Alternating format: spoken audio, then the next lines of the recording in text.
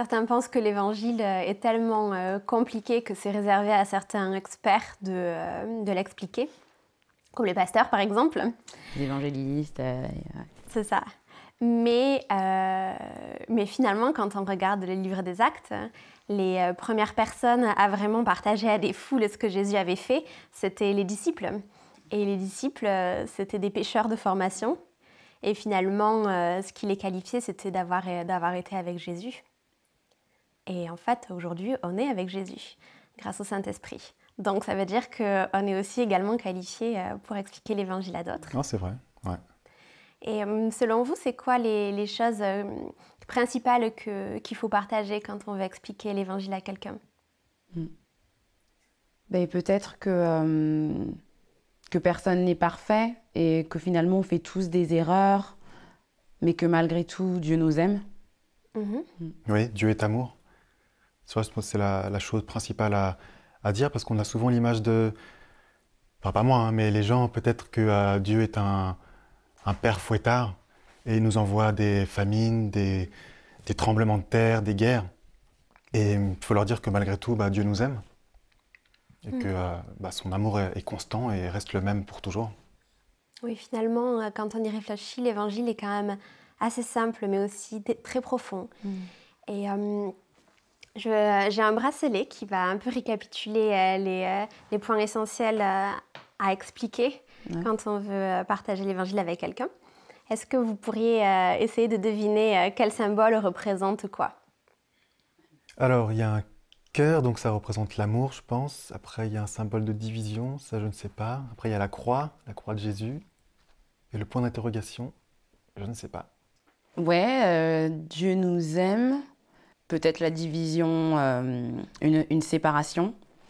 La croix, le sacrifice de Jésus, et le point d'interrogation, pourquoi tout ça?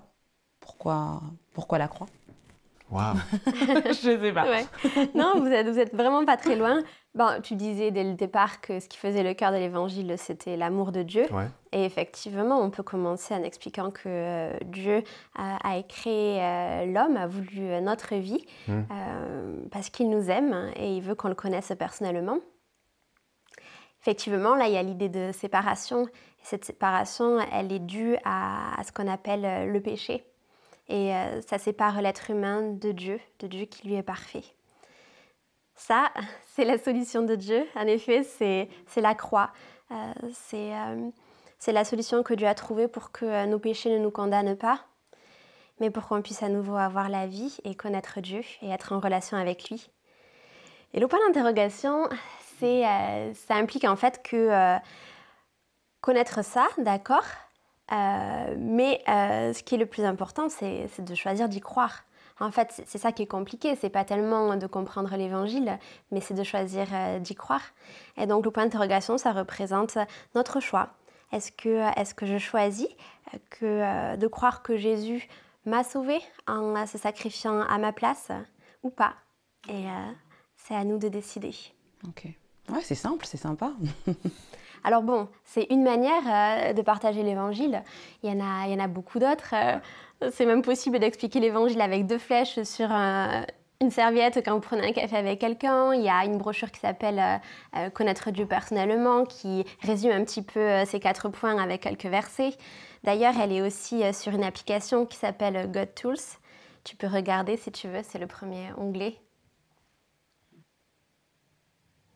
Encore une fois, votre témoignage aussi peut être le moyen d'expliquer l'Évangile. Donc il y a plusieurs outils, plusieurs manières de le faire. À vous de trouver la vôtre et de la pratiquer.